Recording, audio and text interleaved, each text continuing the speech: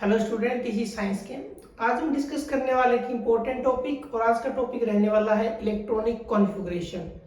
तो electronic configuration का meaning क्या होता है?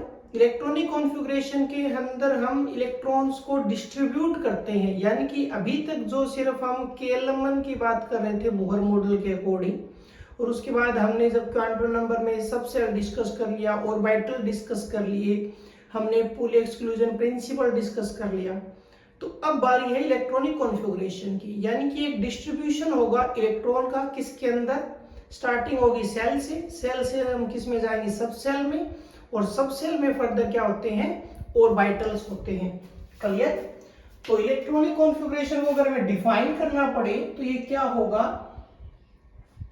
The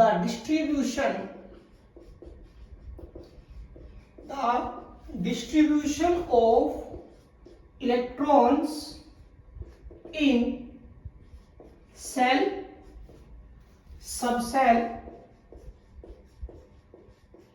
and orbitals. ठीक है, डिस्ट्रीब्यूशन करेंगे सेल में, केएलएमएन तो हम ऑलरेडी पढ़ते ही आ रहे हैं। सब सेल के बारे में हमें पता है कि 4 सब सेल हम डिस्कस करते हैं, एस, पी, डी और एफ। ऑर्बिटल्स का भी हमें पता है कि एस में सिर्फ 1 ऑर्बिटल होता है, पी में 3 होते हैं, डी में 5 होते हैं और एफ में 7 होते हैं। तो ये क्या होगा? उनका डिस्ट्रीब्यूशन होगा। क्लियर? ओके। अब इस डिस्ट्रीब्यूशन के लिए हमें करना क्या होगा कि जो ऑर्डर हमने पढ़ा है एफ प्रिंसिपल के अंदर, या तो वो ऑर्डर हम दोबारा लिख लें या हम डायरेक्ट भी लिख सकते हैं। क्लियर? देखिए, एक बात ध्यान रखना कि जो पुल एक्सक्लूजन प्रिंसिपल हमने पढ़ा था वहां से भी हमारे पास कई रिजल्ट है। तो ये तो हो गया डेफिनेशन। अब लिखने के लिए हम कुछ थोड़ा पुराना डाटा यूज कर लेते हैं कि हमारे पास जो सेल होते हैं वो हम फिलहाल 4 की बात कर रहे हैं, के, एल, एम और एन की बात कर रहे हैं। क्लियर? सब सेल भी हमारे पास 4 है, एस, पी, डी और एफ। क्लियर? और पुल एक्सक्लूजन प्रिंसिपल में हमने ये पढ़ लिया था कि एक ऑर्बिटल में मैक्सिमम 2 इलेक्ट्रॉन होते हैं, यानी कि जो 1 ऑर्बिटल होगा उसमें क्या होंगे? Maximum 2 electron. क्लियर? तो अगर मैं बात करूं तो एस की, तो इसमें कितना होता है? 1 ऑर्बिटल। पी की बात करें तो कितने होते हैं? 3 ऑर्बिटल। डी की बात करें तो 5 और एफ की बात करें तो 7 ऑर्बिटल्स हो गए। क्लियर? हर एक के अंदर 2-2 इलेक्ट्रॉन आते हैं, तो 1 multiply 2, 3 multiply 2, 5 multiply 2, 7 multiply 2। S में तो आएंगे सिर्फ 2 इलेक्ट्रॉन, पी में आएंगे 6 इलेक्ट्रॉन, और ये क्वांटम नंबर में भी हम कर चुके हैं। तो क्वांटम नंबर एक इंपॉर्टेंट टॉपिक है, उससे हमें हर जगह यूज है उसका। क्लियर? तो ये थोड़ा सा बेसिक हमने कर लिया, सेल, सबसेल, एक ऑर्बिटल में मैक्सिमम इलेक्ट्रॉन। क्लियर? और टोटल इलेक्ट्रॉन्स कितने आ गए। अब हम बात करते हैं एफ प्रिंसिपल की। या तो हमने जो कल एनर्जी का ऑर्डर किया था, या तो क्योंकि देखो एफ प्रिंसिपल में हमने ये भी तो पढ़ लिया था ना कि सबसे पहले जो लो एनर्जी का ऑर्बिटल उसमें इलेक्ट्रॉन जाएगा, और उसके बाद उसके फिल होने के बाद किस में जाएगा? वो हाई एनर्जी में जाएगा। या तो वो डायरेक्ट ऑर्डर हम लिख लेते हैं, या उसको हम दोबारा भी बना सकते हैं। हमारे पास 2 चॉइसेस है। क्लियर? तो थोड़ा दोबारा बना लेते हैं। अगर पीछे ये टॉपिक अगर पेंडिंग भी है तो पहले ये नोट कीजिए, ये नोट करना जरूरी है। क्लियर? तो डेफिनेशन में ज्यादा कुछ बड़ा नहीं आएगा, सिर्फ इलेक्ट्रॉन्स का डिस्ट्रीब्यूशन होता है ये। क्लियर? इसको इलेक्ट्रॉनिक कॉन्फ़िगरेशन कहते हैं। बेसिक डिटेल आपको पता होनी चाहिए। ओके? तो एफ प्रिंसिपल से आज मैं डायरेक्ट लिख रहा हूं। क्या क्या था हमारे पास? 1s, 2s, 3s, 4s, 5s, 6s और 7s। क्लियर? उसके बाद 2p, 3p, 4p, 5p, 6p और 7p। उसके बाद क्या आएगा? 3d, 4d, 5d, 6d। ठीक है? उसके बाद अगर हम बात करें तो हमारे पास क्या आ जाएगा? 4f आ जाएगा, 5f आ जाएगा। क्लियर? ये भी हम चाहे तो लिख सकते हैं, लेकिन ध्यान रहे ये एटॉमिक नंबर के अकॉर्डिंग होंगे। किसके होंगे? एटॉमिक नंबर के अकॉर्डिंग। तो पहले इस फ्लो चार्ट को बना लीजिए, उसके बाद आगे बढ़ते हैं। ठीक है, तो ये फ्लो चार्ट आप सभी को याद भी होगा। ओके, ठीक है। एक पॉइंट और देख लीजिए इससे पहले, अगर ये तो जैसे हमने एक तो डायरेक्ट बेसिक लिख लिया था कि उसके अकॉर्डिंग कर लो। एक क्या कई बार एक छोटा सा फॉर्मूला आप कह सकते हो, नोटेशन आप कह सकते हो इलेक्ट्रॉनिक कॉन्फ़िगरेशन के लिए एक यूज किया जाता है, वो होता है एन, एल और एक्स। देखिए एन, एल और एक्स, ठीक है। ये जो नोटेशन यूज किया जा रहा है यहाँ पे एन आप हमें पता है क्या होता है, वैसे तो प्रिंसिपल क्वांटम नंबर है जिसकी वैल्यू 1 2 3 हम लेके चलते हैं। और वैसे ही क्या होता है? नंबर ऑफ सेल, ये किसी भी तरीके से समझ लो चाहे। एल का मतलब क्या होता है? एजीमुथल या एंगुलर क्वांटम नंबर। और यहाँ पर क्या आएगा? नेम ऑफ सब सेल, नेम ऑफ सब सेल, या हम लिख सकते हैं नंबर ऑफ सब सेल। और एक्स आ जाएगा नंबर ऑफ इलेक्ट्रॉन। ये थोड़ा सा इंफॉर्मेशन और ये काम आने वाला है, ठीक है। जब हम ये कर लेंगे, ये जब हम कर लेंगे तब इसको हम समझेंगे थोड़ा सा। एन एल एक्स, ठीक है, बुक्स में दे दिया जाता है। तो एन का मतलब नंबर ऑफ, आपको अगर याद हो तो क्वांटम नंबर पे मैंने आपको ऑर्बिटल का नेम लिखना बताया था कि ऑर्बिटल का नेम कैसे लिखते हैं। तो उस दिन हमने सिर्फ किसकी बात की थी? एन और एल की बात की थी, ठीक है। क्वांटम नंबर का नेम लिखने के लिए मैंने क्या कहा था कि सबसे पहले प्रिंसिपल क्वांटम नंबर, उसके बाद नेम ऑफ सब सेल। तो वही आज मैंने यहाँ लिखा है। आज इसमें सिर्फ हमने पावर एक्स ऐड कर दिया। एक्चुअल में किसको रिप्रेजेंट करेगा? इलेक्ट्रॉन को। पावर कह सकते, पावर तो नहीं कहेंगे क्योंकि इलेक्ट्रॉन है वो थोड़े ऊपर लिखे जाते हैं। एक सबस्क्रिप्ट होता है, ठीक है, और एक सुपरस्क्रिप्ट होता है, तो ये ऊपर लिखे जाते हैं। चलिए अब देखिए, एस में हमने इलेक्ट्रॉन्स की अभी बात की थी। कितने इलेक्ट्रॉन्स आते हैं? 2 इलेक्ट्रॉन। तो सभी में कितने हो जाएंगे? 2 2। एस ऑर्बिटल चाहे किसी भी सेल का हो, ठीक है, हमेशा कितने इलेक्ट्रॉन रखेगा? 2। पी कितने रखेगा? 6 इलेक्ट्रॉन। कितने रखेगा? 6 इलेक्ट्रॉन। डी हमेशा कितना रखेगा?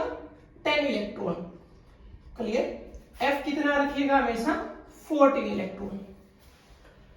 ओके, सीरीज कैसे चलनी है वो भी हम डिस्कस कर चुके हैं। कल हमने एरो लगाने सीखे थे 1s 2s। तो जो कल हम डायरेक्ट लिख रहे थे 1s, ठीक है, कल जो हमने इसे ऑर्डर लिखा था 1s लेस देन 2s, तो कल तो हम एनर्जी का लेवल पढ़ रहे थे और हमने लेस का साइन लगाया था। आज हमें कोई एनर्जी का लेवल तो पढ़ना है नहीं, हमें डायरेक्ट कॉन्फ़िगरेशन लिखनी है, तो हम डायरेक्ट लिखेंगे। आज हम कंप्लीट बोलेंगे इसको। कल 1s 2s बोला, आज 1s 2 2s 2। तो ये ऊपर वाला 2 हमें ये बता देगा कि नंबर ऑफ इलेक्ट्रॉन कितने हैं। तो 1s 2 2s 2, उसके बाद क्या आ जाएगा? 2p6, उसके बाद 3s 2, उसके बाद 3p6, 4s 2, उसके बाद 3d10, उसके बाद 4p6, उसके बाद 5s 2। क्लियर? और ये एरो हमारे कंटिन्यू चलते रहेंगे। उसके बाद क्या आ जाएगा? 4d10 आ जाएगा, उसके बाद 5p6 आ जाएगा, उसके बाद 6s2 आ जाएगा। क्लियर? और ये कंटिन्यू चलाते रहेंगे। अब जरा देखिए, इसको अगर हम पूरा राइट करें, इसको अगर हम एक बार इसको हटा देते हैं, अगर मैं पूरा राइट करूं इलेक्ट्रॉनिक कॉन्फ़िगरेशन, तो ये कैसे बन जाएगा देखते हैं। ओके, मैं इसको अलग अलग टुकड़ों में लिखूंगा, उसका एक रीजन भी होगा। तो सबसे पहले क्या आएगा?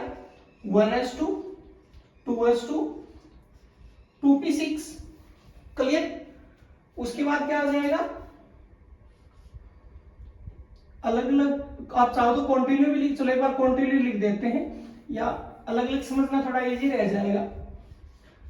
कंटिन्यू लिखते हैं 3s2। क्लियर? देखो इसके अकॉर्डिंग लिखना है 1s2 2s2 2p6 3s2। उसके बाद हम आगे किस पे आ जाएंगे? 3p6 पे आ जाएंगे। उसके बाद किस पे आ जाएंगे? 4s2। उसके बाद क्या आ जाएगा? 3d10 आ जाएगा। उसके बाद क्या आ जाएगा? 4p6 आ जाएगा। तो ये हम कंटिन्यू चलाते जाएंगे। अब यहाँ से आप एक चीज और काउंट करनी सीख लो। यहाँ से आप एक चीज और समझ सकते हो, जो टुकड़ों की मैं बात कर रहा था, क्यों कह रहा था, यहाँ से हम निकाल सकते हैं number of electron. Number of electron की बात करते हैं थोड़ी सी, ये हमारे लिए हेल्पफुल होगा। रीजन समझो जरा। जैसे मैं यहाँ पे काउंट करूं तो यहां तक कितने इलेक्ट्रॉन हो गए?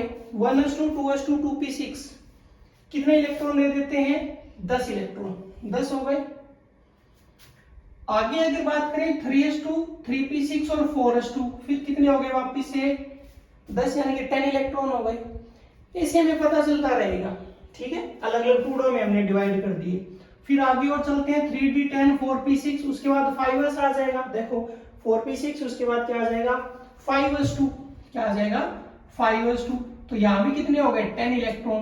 तो टोटल 10 प्लस 10 प्लस 10 हमने कितने राइट कर दिए 30 इलेक्ट्रॉन तक राइट कर दिए। और हमें एक फॉर्मूला पता है कि नंबर ऑफ इलेक्ट्रॉन जो है वो नंबर ऑफ प्रोटॉन के इक्वल होते हैं, यानी कि नंबर ऑफ एटॉमिक नंबर के भी इक्वल होता है, जिसको हम किससे लिखते हैं जेड से लिखते हैं। किससे लिखते हैं जेड से लिखते हैं। तो ये काउंटिंग तो हमें करनी पड़ेगी, काउंटिंग हमें करनी पड़ेगी, क्योंकि आपको फॉर एग्जांपल अब एक नंबर दे दिया कि कोई ऐसा एटम है जिसका एटॉमिक नंबर 30 है, तो 30 का आप इलेक्ट्रॉनिक कॉन्फ़िगरेशन लिखो तो 30 एटॉमिक नंबर का मतलब 30 इलेक्ट्रॉन्स हो गए। और 30 इलेक्ट्रॉन्स का डिवाइडेशन देख लो, आपको पता चलेगा कि कहां तक जाना है, आपको 5s2 तक जाना है, क्योंकि ये टोटल 10 यहां हो गए, 10 यहां और फिर 10 यहां। ओके, समझ गए। तो ये ऐसे ऑर्डर लिखना है। इलेक्ट्रॉन काउंट करना भी सीख लीजिए, पता होना चाहिए। 10-10 के इंटरवल में सीख लो चाहे, या 8-8 के इंटरवल में सीख लो, कैसे भी हो सकता है। ओके, अब हम बात करते हैं उस फॉर्मूले की, ठीक है, कि उसका मतलब क्या था। हालांकि वो ज्यादा यूजफुल तो नहीं होगा, इसलिए मैंने एक बार तो सोचा कि ना करवाया जाए, लेकिन बुक्स वगैरह में दे दिया जाता है, वो नोटेशन दे दी जाती है, वो सिर्फ मीनिंग के लिए ही है। फॉर एग्जाम्पल अब मैंने कुछ भी लिख दिया, मैंने लिख दिया जैसे 3p6 लिख दिया मैंने, और हमारा नोटेशन क्या था NLX। अब जरा समझो, n का वैल्यू कितना हो गया 3, इसका मतलब सेल कौन सा है, ये थर्ड सेल है। कौन सा है, ये थर्ड सेल है। और थर्ड सेल यानी कि K, L और M की बात हो रही है। उसके बाद L का वैल्यू कितना, L कौन सा यूज किया गया है, P यूज किया गया है, तो P के लिए L का वैल्यू कितना होता है 1 होता है। जब 1 होता है तब क्या आता है P आता है, क्लियर। और X यानी कि नंबर ऑफ इलेक्ट्रॉन कितने हैं 6 है।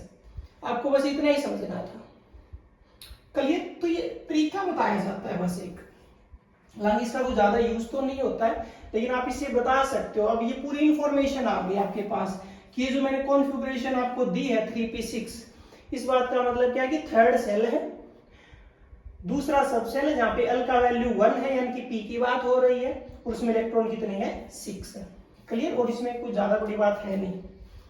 ओके, अब हम सीखते हैं कॉन्फ़िगरेशन लिखना। ऑर्डर में पूरा पता चल गया, हम लास्ट तक लिख सकते हैं, जैसे मैंने 30 तक लिखा था, क्योंकि हमारे पास टोटल कितने होते हैं, एटॉमिक नंबर लास्ट कितना 118 है, तो हमने तो 30 तक किया, उससे आगे भी हम चलते जाएंगे तो 118 की बारी भी आएगी। क्योंकि अब देखो जैसे D आएगा तो डायरेक्ट 10 इलेक्ट्रॉन ऐड हो जाएंगे, जैसे ही D आ गया, अब आते ही डायरेक्ट 14 इलेक्ट्रॉन ऐड हो जाएंगे, तो उसकी वजह से फिर 118 यानी कि 118 तक पहुंचना भी इजी हो जाएगा। अभी हम 1s2 2s2 चले तो 2-2 इलेक्ट्रॉन ऐड हो रहे तो पता नहीं चल रहा, ठीक है। अब बात करते हैं एक दो एग्जांपल्स की। जैसे आपको दे दिया गया नाइट्रोजन दे दिया गया। अब नाइट्रोजन की अगर बात करें तो नाइट्रोजन में जो एटॉमिक नंबर है वो कितना होता है 7 होता है, यानी कि नंबर ऑफ इलेक्ट्रॉन भी कितने हो गए 7 हो गए। और इलेक्ट्रॉनिक अगर कॉन्फ़िगरेशन लिखने लगे तो 7 तक लेके जाना है, तो पहले क्या आ जाएगा 1s2, फिर क्या आ जाएगा 2s2, क्लियर। अब कितने हो गए 4 इलेक्ट्रॉन हो गए। अब आगे किसकी बारी आनी थी 2p6 की आनी थी। अब 6 तो है नहीं, 4 है, पीछे कितने बचे 3 बचे, तो क्या आ जाएगा 2p3। इसीलिए मैंने काउंटिंग सिखाई थी, 1s2 2s2 क्या हो जाएगा 2p3 हो जाएगा, क्लियर। और जैसे कि सोडियम की बात कर लो कि सोडियम में जो नंबर ऑफ इलेक्ट्रॉन है वो कितने होते हैं 11 होते हैं। अब आपको काउंटिंग के साथ चलना है, क्या हो जाएगा 1s2 2s2 2p6। अब यहाँ तक कितने हो गए 10 इलेक्ट्रॉन हो गए, और 10 होने के बाद एक बचा है, तो 1s2 2s2 2p6 3s1 आ जाएगा। क्या आ जाएगा 3s1 आ जाएगा। ओके, ठीक है जी।